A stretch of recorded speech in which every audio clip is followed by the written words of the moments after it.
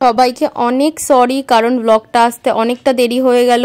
পরীক্ষার প্রেশার, তার মধ্যে হচ্ছে নিজের বিয়ের কেনাকাটি করতে, মানে এই সব করতে গিয়ে হচ্ছে ব্লগটা পোস্ট করতে একটু দেরি হয়ে গেল। সবাই মিলে, ছোটরা বড়রা সবাই মিলে ছোট্ট করে একটা পিকনিকের আয়োজন করেছি আমরা।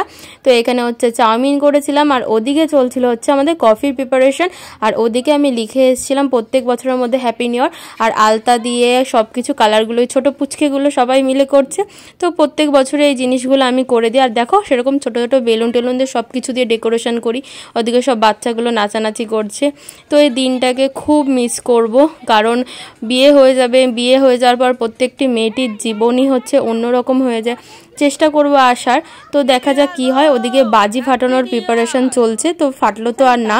তো সবাইকে হ্যাপি নিউ ইয়ার। সবাই খুব ভালোভাবে দিনটা কাটিও, খুব ভালো করে এনজয় করো। প্রত্যেক বছরের মতন শিব মন্দিরে এসে ঠাকুরকে নমস্কার করে নতুন বছরের